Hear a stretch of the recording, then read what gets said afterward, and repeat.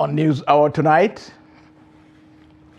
JAMB registrar breaks down, admits error in 2025 UTME examinations.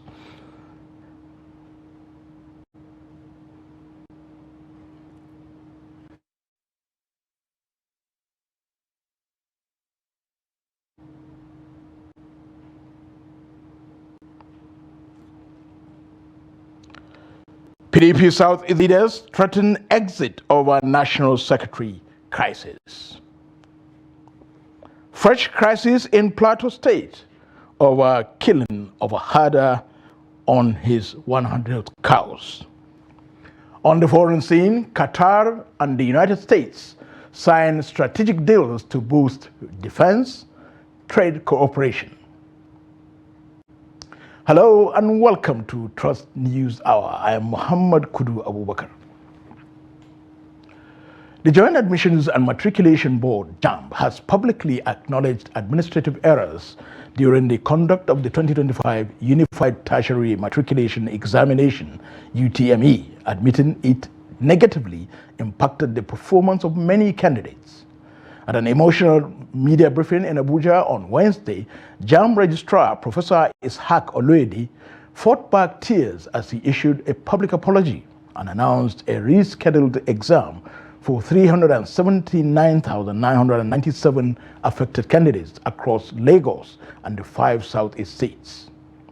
While the registrar refrained from detailing the specific nature of the errors, the development follows weeks of widespread backlash and public outcry after JAMB released statistics showing that more than 79% of candidates scored below 200 points, with less than 1% of over 1.9 million candidates scoring above 300. The outcome sparked lawsuits, petitions, and online protests by concerned parents and students demanding accountability and a review of the results.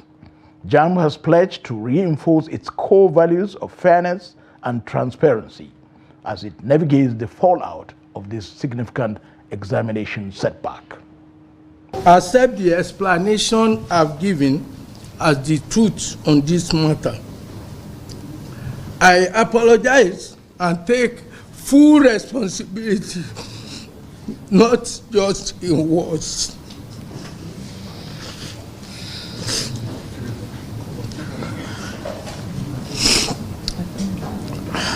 I want to say a big thank you to all of you, and may God bless us all. Thank you. Thank you very much. Key leaders of the opposition People's Democratic Party, PDP, in the southeast have backed the zone's threat to reconsider its relationship with the party if its choice of Sunday Ude Okoye as the national secretary is not respected. While Governor Peter Mbah of Enugu State, who is the leader of the PDP in the zone, said it was time for the zone to speak with one voice, the chairman of the PDP Board of Trustees, Senator Adolphus Wabara, and former governor of Imo State, Chief Achike Udenwa, expressed fury over what they described as the party's disrespecting the trampling of the region. The zonal caucus had vented its displeasure in a communique read by the zonal chairman, Chief Ali Odefa, at the end of a meeting by the Southeast Zonal Executive at the Government House, Enugu. So this meeting was therefore convened in accordance with the directive. Advising of the meeting, the ZEC resolved to issue the following communique. 1. The Southeast Zonal Executive Committee exhaustively deliberated on the directive of the NNPP and came to the conclusion that it offered a sure pathways to peace, unity, stability, and progress of our party. Consequently, the ZEC unanimously recommends Honorable Sunday Ude Okoye as a candidate to complete the term of office of the National Secretary. The chairman of the New Nigerian People's Party, NNPP, in Kano State, Hashimu Dungurawa, says the party is not deterred in its march to victory in 2027, despite the recent defections of some lawmakers to the All Progressives Congress, APC. Honorable Dungurawa also said the national leader of the party, Rabiu Kwankwaso, is not in defection talks with the APC and PDP as widely believed. Ahmad Datti reports. 3 lawmakers elected on the platform of the NNPP in Kano recently defected to the APC, citing lingering factional crisis as the reason for the decision. But the chairman of the party, Hashim Dungurawa, said the defectors have made an expensive mistake because NNPP is out for victory in 2027. If you have a chance to ask them, what have we done to them wrong? You don't want to hear them. They will say this, they will say that, but genuinely come up with something that is accepted. You must accepted that is, nobody will check it. However, the NNPP factional chairman in the state, Senator Masauli El Jibrin Dogwa, said defection from one party to another is normal, especially when election is around the corner.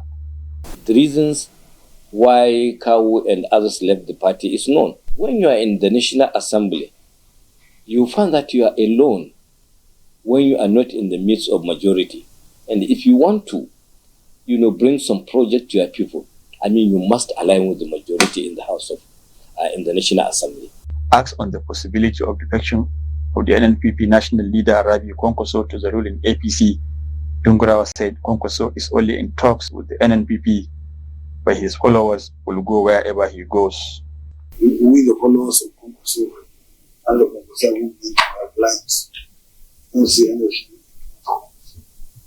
we said wherever he stays, we follow him. I think we should have patience to see what will happen. Just their time, inshallah.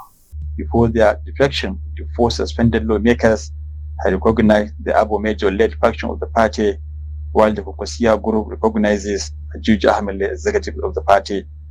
The question on the lips of many is how will the party navigate the politics of 2027? Ahmad Datti, Trust TV News, Kano.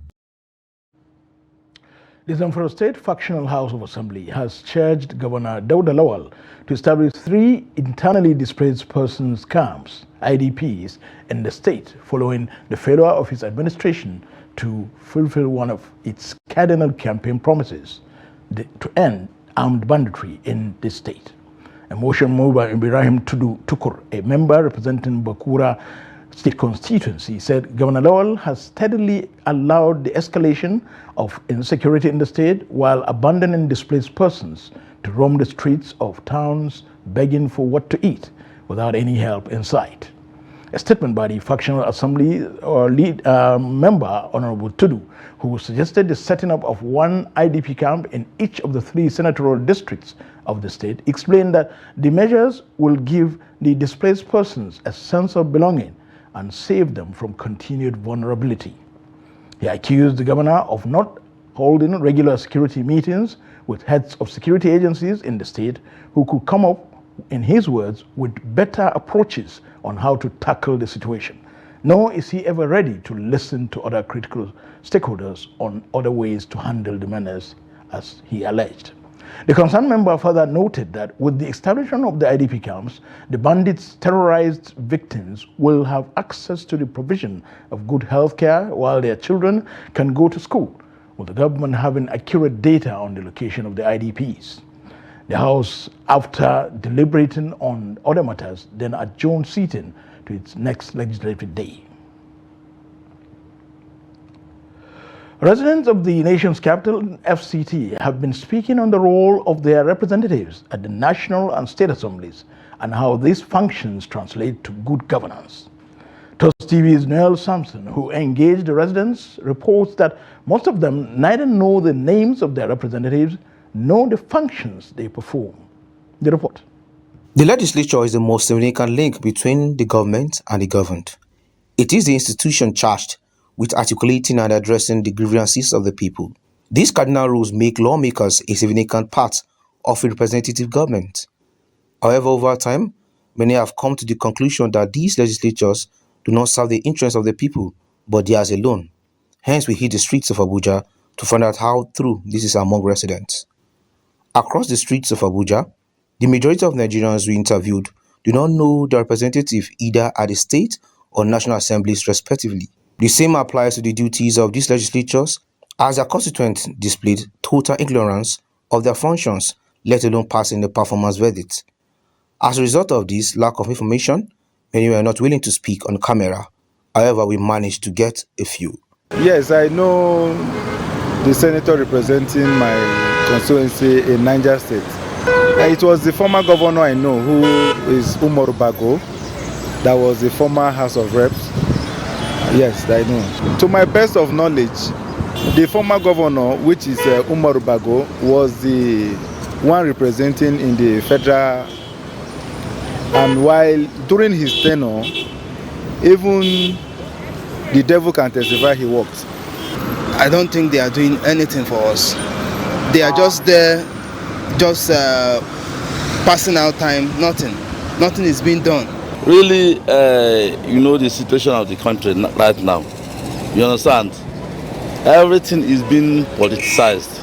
You understand? That is why they cannot function in a way whereby the electorate will be happy. Ismail Opoyemi is a political scientist. He spoke on the core functions of the legislature against the popular opinions Nigerians have about their functions. So basically, the responsibility of legislator is just three. We have the lawmaking responsibility, we have the oversight responsibility, and we have the representation responsibility. And if you look at it from these tripartite functions, you realize that any lawmaker should actually be assessed based on these three items I've listed. Anything outside that is just an addendum, or let's just say goodwill of the legislator. He also spoke on how faithful these representatives are in discharging those responsibilities, as well as basic knowledge of these duties among their constituents. If you go to the National Assembly City or our State House of Assembly and you try to evaluate the performance of legislators, you see that some of them have not even present one particular bill proposal for lawmaking. Some of them don't even have a bill that we can attribute to them as one of their product of their legislative functions. I will tell you for a fact that no, a lot of citizens don't even know that lawmakers are actually there to represent them. Knowledge, awareness, sensitization and awareness. We all need to sensitize ourselves.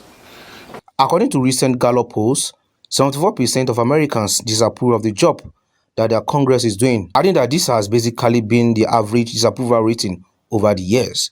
This is also applicable to Nigerians too, with many saying this is a wake-up call for both the federal and state legislature to step up their game. Wow, Samson, Trust TV News, Abuja.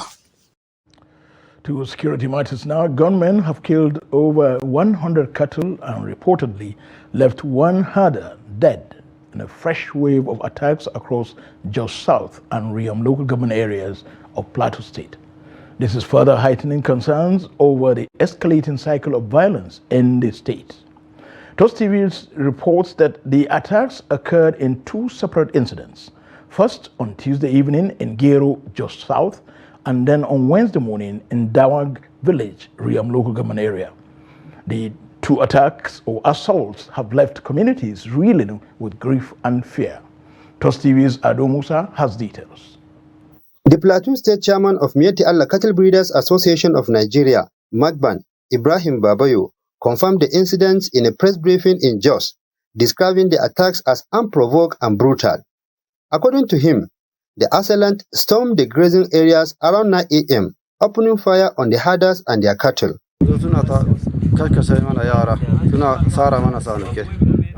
We are caught completely unaware. Suddenly, gunshot ran out. They began slaughtering the cattle. It was chaos. Their bodies are scattered everywhere. We have come with security officials to assess the situation. What did we do to resolve this?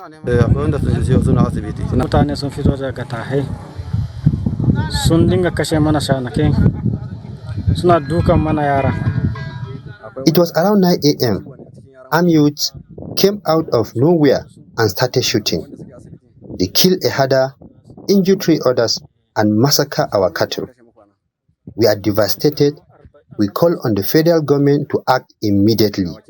What happened yesterday is unlike anything we have experienced. We were grazing peacefully when attackers arrived in vehicles and opened fire. They also hacked cattle with machetes and took away meat. So far, 70 cattle are missing here in Giro. This keeps happening. We need federal intervention now. Effort to get an official response from the military task force, Operation Safe Haven, proved abortive. Calls and messages to spokesperson Major Samson Zakom went unanswered at the time of filing this report. The latest attacks underscore the fragile state of security in Plateau, a region long plagued by recurring farmer-herder conflicts, with devastating consequences for both lives and livelihood. Adamo State, Trust TV News, Jos.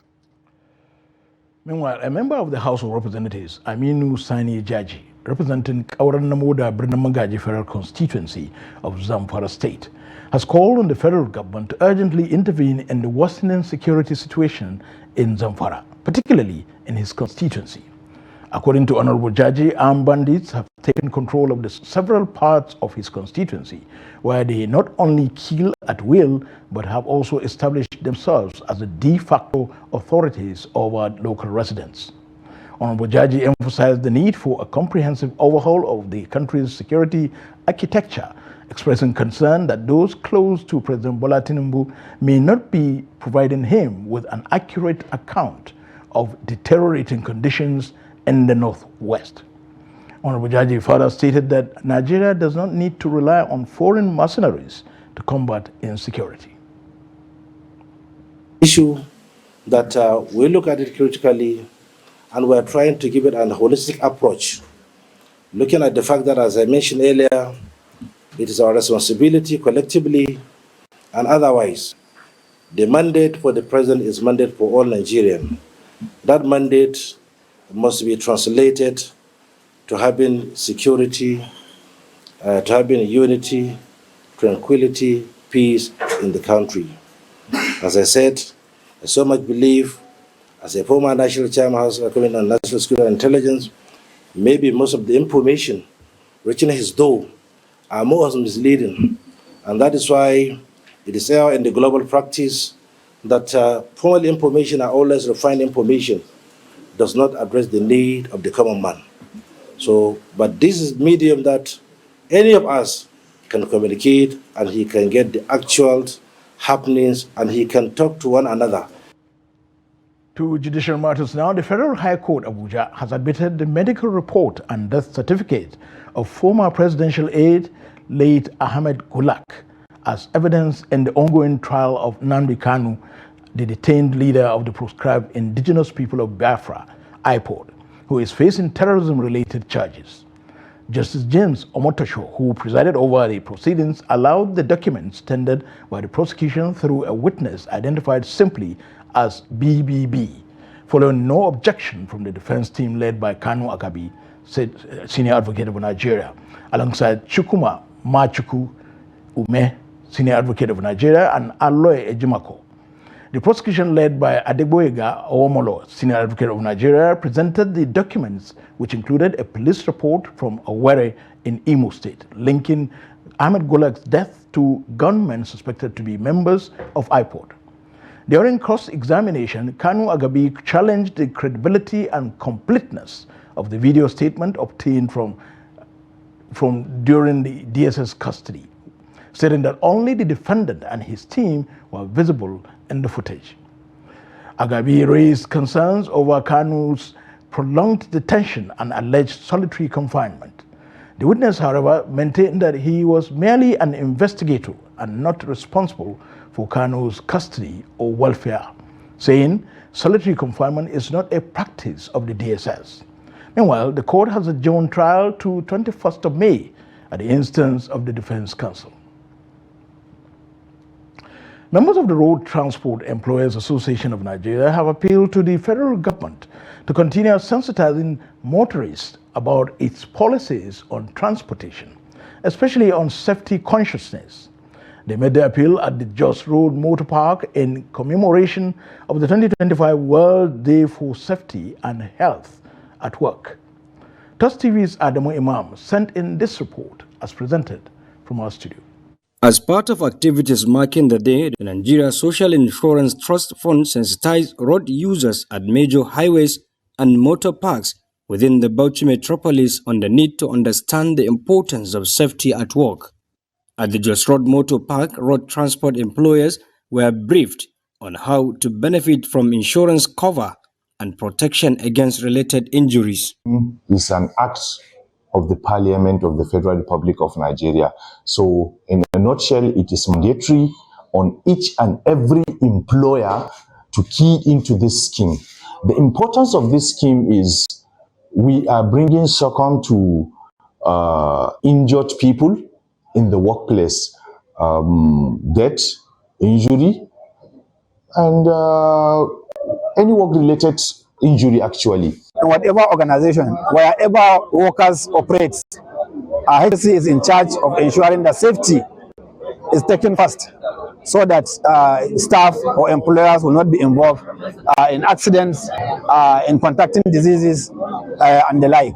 So mainly it's the issue of health, safety, and environment. Meanwhile, the leadership of the Road Transport Employers Association called for more collaborative effort to educate their members on the need for safety first as a way of reducing accident at work. Okay, I call the attention of our drivers to support the government issue because this thing is a very, very important.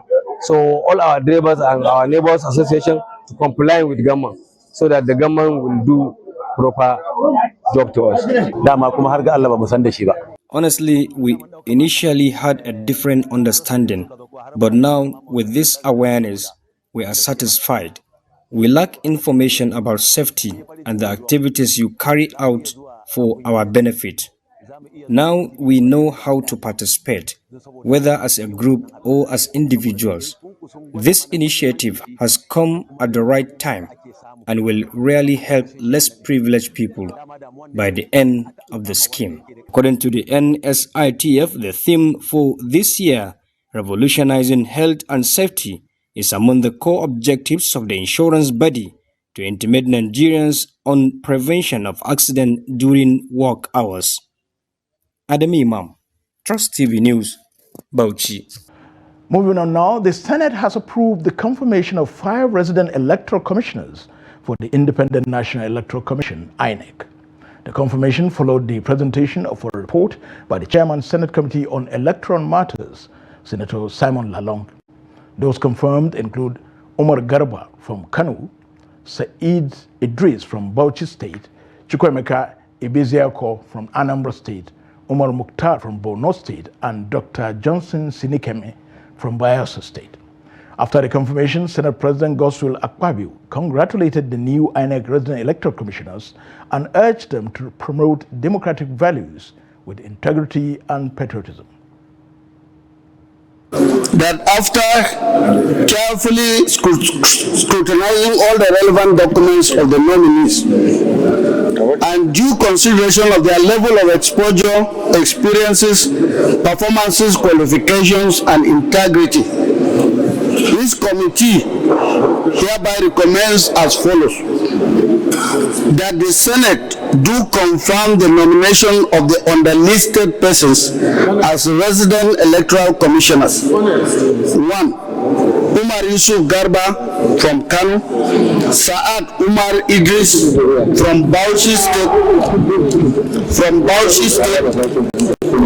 Chukwemeka C. Ibezako from Anambra State, Umar Mukhtar from Borno State, and Dr. Johnson Alibo Sinekem from Bayelsa State. The nomination of Dr. Johnson Alibo Sinekem from Bayelsa State is hereby confirmed as resident electoral commissioner for the Independent National Electoral Commission.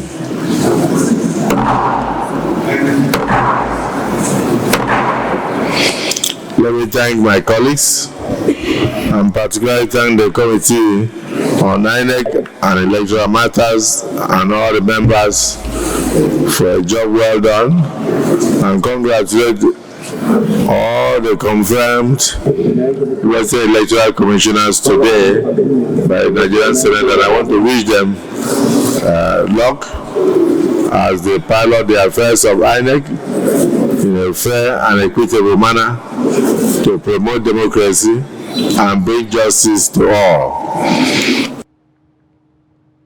Still at the Senate, senators today commenced legislative processes to pass the Federal Capital Territory FCT 2025 budget of 1.78 trillion naira.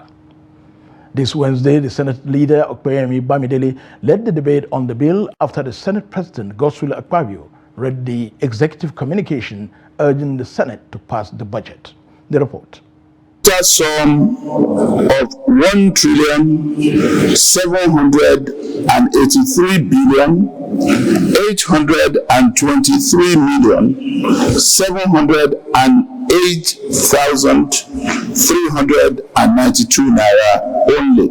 After the debate, senators unanimously passed the bill for second reading and thereafter referred it to the Senate Committee on FCT to revert in 1 week. We have seen the revolutionary infrastructure taking place, and all we need to do as the State House of Assembly of the FCT is to keep on tracking revenues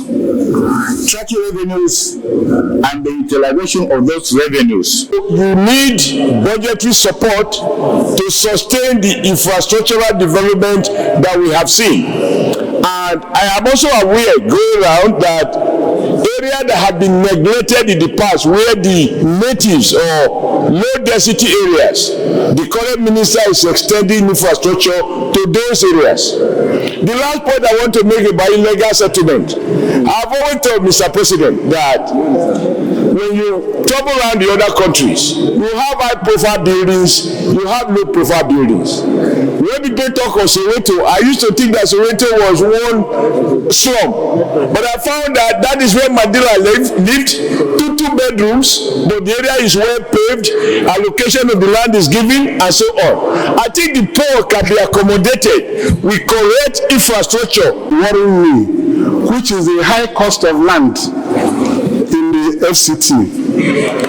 Lands have become so exorbitant. And last year, when we debated the bill, I pointed out that the only way we can bring high cost of land down is by opening up new areas. Abuja is planned in a concentric circle. From the center, we develop outwards.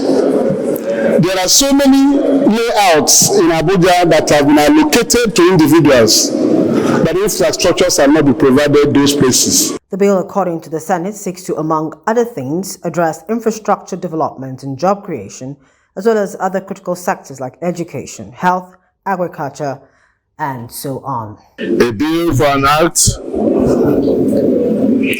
to authorize the issue from the Federal Capital Territory Administration's Statutory Revenue Fund of the Federal Capital Territory Administration account, the total sum of 1,883,823,708,392 naira only for a financial year commencing from 1st day of January and ending on the 31st day of December 2025. Second reading read. A breakdown of the bill shows that 150 billion naira is for personnel cost, 343 billion naira is earmarked for overhead cost, while the balance of 1.28 trillion naira is for capital projects. To education matters now, parents and other stakeholders in the education sector have been called upon to give more priority to girl-child education as well as gender-related matters. This, many believe, will boost girl-child enrollment in schools and also boost their academic performances and overall upbringing. A sexual and reproductive health specialist with the UNFPA made this call while speaking with Trust TV in Abuja. Kabir Lawal has more. Nigeria, with an estimated population of 206 million, has approximately 14 million out-of-school children, making it the highest number in the world, with girls making up 60% of this number. Education is recognized as a fundamental human right, which makes gender inequality in education a huge concern. One of the most significant tools to empower girls within their family and community is education. This is why Amira Wilye, sexual and reproductive health analyst, stresses the need for parents and guardians to teach their wards the importance of gender inequality and make it a priority to give girl-child access to education in order to close the disparity between them and the opposite sex. What we try to do is to accentuate what the societal perception norms about the woman and the girl child, and to educate the population and the country about the importance of gender equality. Tovia Mo, the Programs Officer and Gender, ICF, said gender inequality and traditional practices which create such disparities should be discouraged at all levels of education, adding that traditional gender roles and beliefs about girls' role are a major hindrance to their education. From dropping out of school, she might not go back, like I had mentioned earlier, and from that, she wouldn't be opportune to get any good jobs in the future. She might end up doing some of these menial jobs, and that kind of traps her and her family in a circle of, poverty. She's not able to do anything for herself. She would probably have to be dependent on someone. Hadiza Aliu, a school administrator, said early marriage and teenage pregnancy tend to interrupt girls' education and limit their future prospects, adding that the importance of physical hygiene will go a long way to make them contribute their quota to nation building. Our mentality mostly in Africa is that men can do most things, while women are just to sit at home and just cook, give birth, and also take care of the children. So I advise I encourage parents to take their girl child to school so that they'll be able to speak up for themselves and take care of themselves too. Girls from various public schools in the FCT encourage other girls to take their studies seriously to ensure that they become good ambassadors of the country. Always remember that as a girl, you should always take care of your body. As a girl, don't ever look down on yourself and don't ever compare yourself. Stakeholders in the education sector want government to ensure the initiatives are put in place to address educational disparities and improve access for girls. Kabir Lawal, Trust TV News. Birnin Kebbi, the capital city of Kebbi State, has been plunged into darkness as a prolonged power outage has left residents and business owners struggling to cope without electricity for several days. The outage has disrupted daily life, causing widespread inconveniences, economic losses, and sparking frustrations among citizens and entrepreneurs who are demanding a swift resolution to the crisis that has crippled their activities. The report. The city of Birnin Kebbi has been grappling with an inconsistent power supply for quite some time. The erratic electricity has become a norm, with power outages occurring on an hourly basis, sometimes lasting for several hours. This has severely affected business owners in the city who are struggling to cope with the situation. Suraj Dunjuma, a Kebbi State resident, emphasized how the low voltage poses a significant risk to the safety of people, as it can lead to electrical hazards, appliance damage, and even accidents. It's affecting some of our electronics by the lights rising and coming down, which we'll be able to discover that the light has a problem. The light has a little problem, which the transmission are saying they are working on that light right now. Even the light they are giving to us now is just like maybe they are giving us the lights based on for them to not make the place to be black out completely. That's why we are getting the light. Maybe when they work in the afternoon, towards the night, they will be able to give us the light. Usman Mohammed, a welder, speaks on how he spends money on fuel due to the inconsistent power supply, which has affected his work and has caused great financial loss. Our machine, this generator, 7,000 petrol before working with it.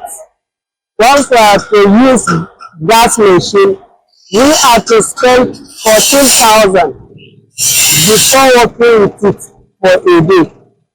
So now in Birnin Kebbi, there is no light again. Light has failed. Engineer Umar Abubakar Dina The Regional Technical Manager, Kaduna Electric Distribution Company, Kebbi State, sympathizes with Kebbi State's residents for the power outage as they are working tirelessly with the government to address the situation at hand. On behalf of the management Kaduna Electric, Kebbi State here, we sincerely sympathize with the community here in Kebbi State with the recent outage of our services.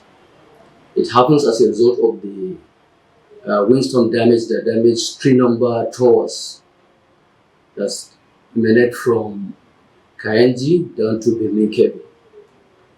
So, federal government, TCN, Transmission Company of Nigeria, they are doing the possible best to ensure that the supply is restored. Residents of Birnin Kebbi are calling on the government to address the issue of inconsistent power supply, which they believe is hindering the city's economic growth and development. As the temperature rises to 45 degrees Celsius, business owners are also urging the authorities to find a lasting solution to the problem, which would enable them to operate efficiently and effectively. From Birnin Kebbi, Cynthia Yungu, Trust TV. Cult-related violence has continued to claim lives in Bayelsa and Edo states, prompting a renewed crackdown by authorities and academic institutions in the Niger Delta. In Bayelsa State, a final-year student of the Niger Delta University, identified as Abin Precious Briggs, was shot dead on Monday night in Amasoma, the host community of the university. Briggs, who had just completed his final degree examinations and was awaiting his project defense, was reportedly targeted by a rival cult group. A community source said the victim was rushed to a nearby hospital but was denied treatment due to procedural restrictions surrounding gunshot wounds and eventually died from excessive loss of blood. Confirming the recent killings, the Bayelsa State Police Public Relations Officer, DSP Musa Muhammad, said investigations are underway to apprehend the perpetrators. Meanwhile, in Edo State, the management of the Auchi Polytechnic has expelled over 58 students for cult-related offenses between 2022 and 2025. As part of efforts to address the alarming increase in undernutrition, the Adamo State government, in collaboration with the United Nations Children's Fund, UNICEF, have held a 2-day training program for council chairpersons and their deputies. The training held at the government house in Iola aimed to educate participants on the repercussions of malnutrition within their respective communities and how to deal with them. Gibson Swadego has the report. The Adamo State Planning Commission and UNICEF led the training for the 21 council chairmen and their deputies, focusing on the prevailing nutrition landscape and financing strategies. Participants were provided with an overview of the current nutritional status in Adamo State and the existing funding gaps for essential interventions. Participants at the event, conducted in the conference hall of the Government House, commended Governor Fintry's leadership and his commitment to reforming outdated policies and procedures within the state. Peace Audu, the council chairperson of Fofore, publicly reaffirmed our dedication to implementing the nutritional policy initiatives proposed by Governor Fintry. Appreciate the UNICEF because they have been useful to us. They have been partnering with Adamo State for long, and they have been helping us in the area of nutrition, and I believe they are going to continue with this support. And by the grace of God, we are going to also come up with things that will make them at least know that what they have done is not a waste. Mary Paninga, chairman of the Adamo State Planning Commission, unveiled the strategies the state government is providing to address various aspects of undernutrition. Interestingly, we know that His Excellency has placed the State Planning Commission as a monitoring apparatus in the state. So we have all mapped out and done our strategized the ways that implementation for the monitoring is going to take place. So right from the time the system is being set up, the committees at the local government levels have been set up, the monitoring begins immediately. And all of us know that technologically, Adamo State monitors all its programs. That's why we have what we call the Citizens' Eyes and Ears Monitoring Hub, which is domiciled at the state planning with all the dashboards at the Speaker's House of Assembly and at His Excellency's office. The training program also included presentations by UNICEF nutrition experts, as well as an interactive question and answer session. Gibson Soadugo, Trust TV News. The House of Representatives is demanding greater accountability in Nigeria's import surcharge system. The Green Chamber is also taking urgent steps to tackle the spread of diphtheria across the country. These and more are part of the motions adopted during plenary on Wednesday. The report. As part of the adopted motions, the House of Representatives is asking the Federal Ministry of Finance and the Nigerian Customs Service to explain how the 2% import surcharge is being calculated and why the Raw Materials Research and Development Council is receiving far less than expected. I rise to move a motion on the need to clarify the irregularities in the remittance of a 2% surcharge on import Council, the RDC, by the Nigerian Customs Service and the Federal Ministry of Finance in line with RDC Amendment Act 2022.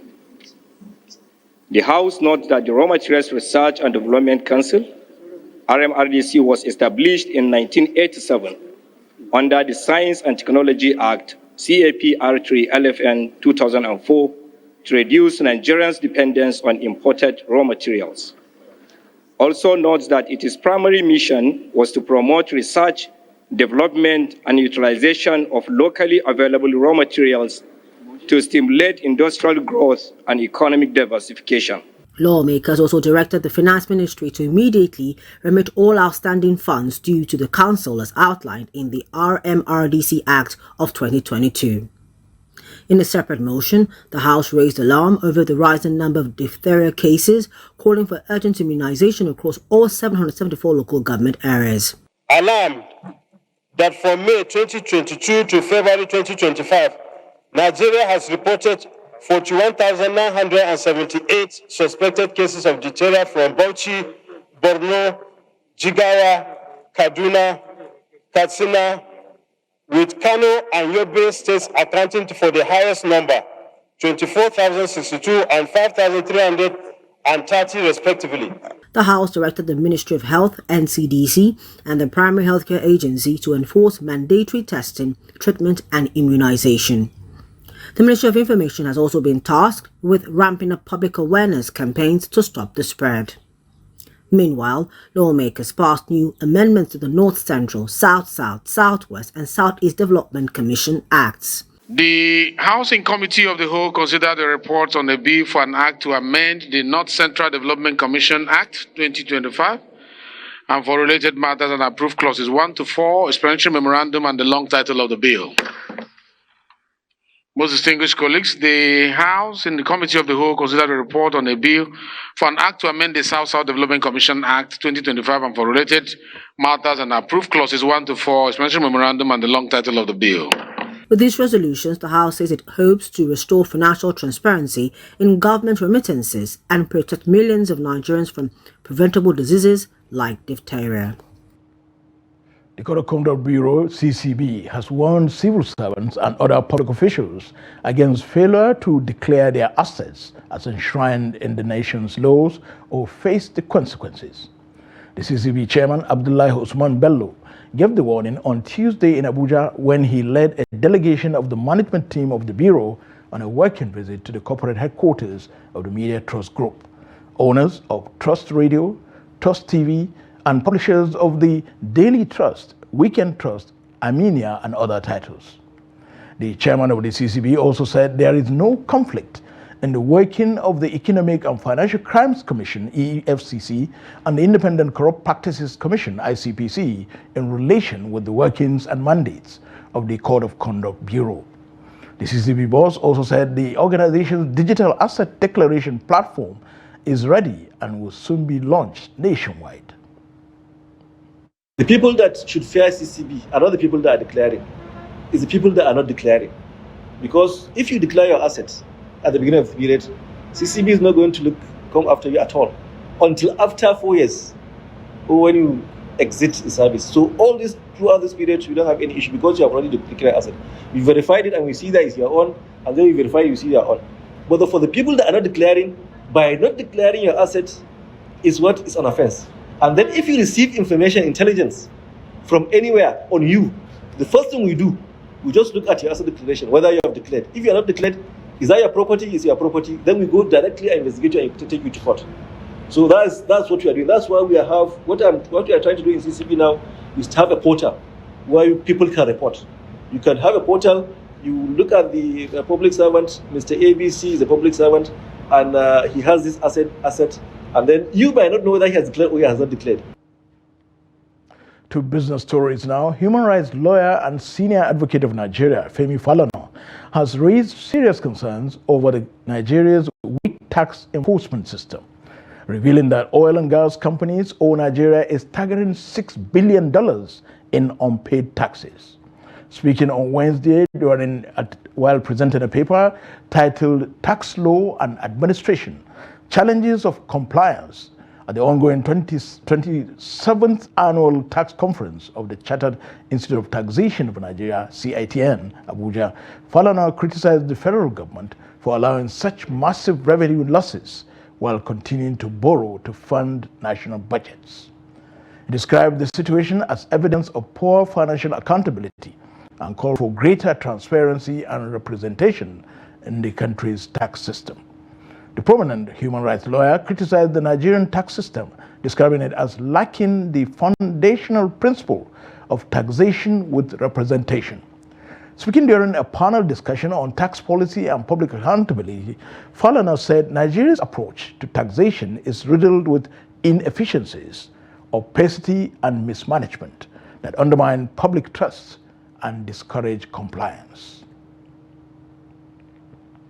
To the foreign news now, Qatari Emir Sheikh Tamim bin Hamad Al Thani has announced that Qatar and the United States have elevated their bilateral relationship to another level, following the signing of key agreements aimed at enhancing defense cooperation and expanding trade relations. The development comes after high-level talks between Emir Tamim and US President Donald Trump in Doha, marking Trump's first official state visit to Qatar. Earlier, President Trump reaffirmed Washington's strategic commitment to the Gulf region during a speech at the U.S. Gulf Cooperation Council Summit held in Riyadh, Saudi Arabia. On the sidelines of the summit, Trump also held a meeting with Syrian counterpart Ahmed al-Sharaa a day after formally lifting sanctions on Syria, a move that has drawn global attention. President Trump is expected to conclude his 4-day regional tour with a final stop at the United Arab Emirates on Thursday. Thank you very much. We had a couple of hours of great meeting with the President, and we discussed many issues, our great bilateral relationship and also the situation in the region. Of course, I think after signing these documents, we are going to another level of relationship between Qatar and the United States. So I just wanted to thank you, Mr. President, again for this historic visit. Thank you very much, sir. Well, thank you very much. And this has been a very interesting couple of hours. We discussed the world. We discussed Russia and Ukraine, where you've been a tremendous help in so many different ways. We certainly discussed Iran, where it's been really an interesting situation. I have a feeling it's going to work out. I think it's going to work. It's got to work out one way or the other. We know it's going to work out. But you were of great help, and other things. But in particular, trade. The trade is the.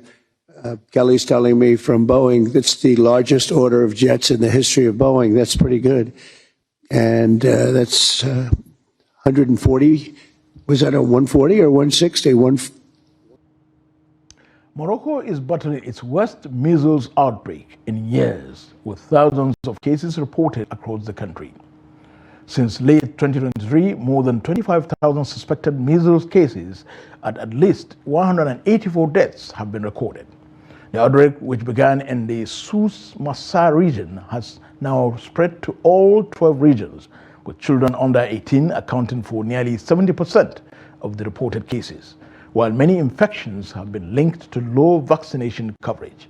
To curb the spread, Morocco's health ministry has launched a nationwide vaccination campaign targeting all children and encouraging adults to get immunized.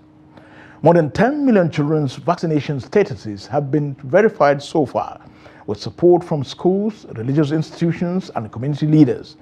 Despite 10 weeks of declining cases, new infections continue, especially in border regions, with the World Health Organization, WHO, warning that Morocco's position as a travel hub could fuel regional transmission. Time now to join Joseph Peter for the latest in sports. The field is complete for the 8th edition of the African Nations Championship, earlier scheduled to take place in the month of February, now rescheduled for 2nd to 30th August 2025. South Africa and Algeria got the last 2 qualifying slots and will team up with the joint host Uganda, Niger Republic, and Guinea in Group C. Nigeria will battle Senegal, Equatorial Guinea, and Sudan in Group D after earlier drawn Congo-Brazzaville was thrown out due to the protest by Equatorial Guinea. Joint host Kenya lead Group A, including Morocco, Angola, Democratic Republic of Congo, and Zambia. Another joint host, Tanzania, head Group B alongside Madagascar, Mauritania, Burkina Faso, and Central African Republic, and all 5 will fight for the 2 slots in the knockout rounds. Still in football, the group is also complete for the final tournament of the 24th edition of the FIFA Under-20 World Cup Finals, slated to begin on the 27th September to 19th October in Chile. 2 times runner-up and 1-time bronze medalist, Nigeria lead the African challenge that includes Egypt, Morocco, and South Africa. Recall that Nigeria lost to Portugal in the final of the 1989 championship in Saudi Arabia and to Argentina in Holland in 2005. After losing their semi-finals tie to Brazil in 1985, the Flying Eagles defeated host nation USSR on penalties to pick the bronze medal. All the finalists for Chile 2025 are Chile, Nigeria, Egypt, Morocco, South Africa, Australia, Japan, Saudi Arabia, Korea Republic, France, Italy, Spain, Norway, Ukraine, USA, Mexico, Panama, Cuba, Argentina, Brazil, Colombia, Paraguay, and New Zealand. That's Sport News. I am Joseph Peter, Trust TV. And that concludes this Wednesday's edition of News Hour on Trust TV. Do not forget to follow us on all our media platforms and join our YouTube live stream for more news. Thank you for watching. I'm Muhammad Kudu Abubakar. Good night.